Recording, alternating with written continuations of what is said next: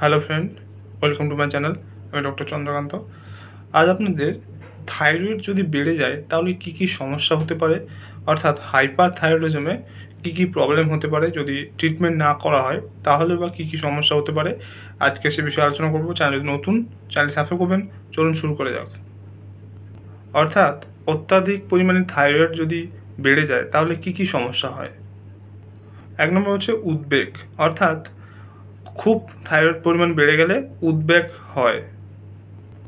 বিরক্তি, অর্থাৎ বিরক্তি প্রকাশ হয় কোনো কাজে বা কোনো কিছুতে, বিরক্তি প্রকাশ হয় যদি থাইরয়েডের পরিমাণ বেড়ে যায়।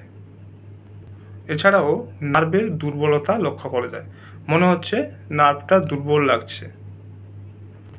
ঘুমোতে সমস্যা হওয়া, অর্থাৎ থাইরয়েডের পরিমাণ যদি বেড়ে যায় তাহলেও কিন্তু ঘুমোতে সমস্যা হবে। ওজন কমে যাওয়া, অর্থাৎ থাইরয়েডের পরিমাণ বেড়ে গেলে ওজন কমে যেতে পারে। একটা হচ্ছে গলগণ্ড, অর্থাৎ গলার নিচে ফুলে যাওয়া, সেটা হচ্ছে বৃদ্ধি পাওয়া থাইরয়েড গ্রন্থি বা যেটা গলগণ্ড রোগ বলা হয়, সেটা বাইরে থেকে দেখা যেতে পারে। পেশি দুর্বলতা, অর্থাৎ শরীরে বিভিন্ন জায়গায় যে পেশি রয়েছে সেখানে দুর্বল অনুভব করতে পারেন। এছাড়াও কম্পন হতে থাকে, অর্থাৎ পেশিতে হাতে পায়ে কাঁপছে, হঠাৎ হঠাৎ করে কাঁপছে, তো এরকম অনুভূত হতে পারে।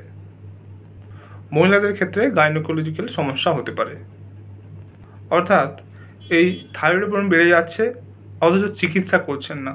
অর্থাৎ চিকিৎসা না করলে থাইরয়েড যদি বেড়ে যায় তাহলে কি কি হতে পারে। এক নম্বর হচ্ছে হাড় দুর্বল হতে পারে এবং হাড় ভঙ্গুর হতে পারে, যেটাকে আমরা অস্টিওপোরোসিস বলি।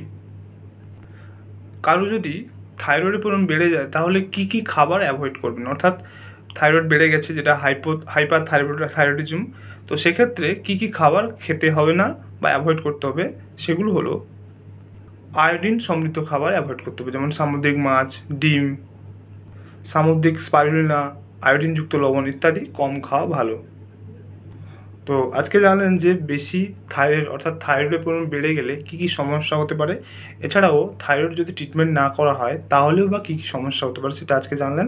এছাড়াও যাদের থাইরয়েডের পরিমাণ বেশি রয়েছে, হাইপার থাইরয়েডিজম রয়েছে, তাদের ক্ষেত্রে কোন কোন খাবার অ্যাভয়েড করতে হবে সেটা আজকে জানলেন। তো আজকের ভিডিও এই পর্যন্ত। চ্যানেল নতুন, চ্যানেল সাবস্ক্রাইব করবেন, ভিডিওটাকে লাইক করবেন। Thank you for watching.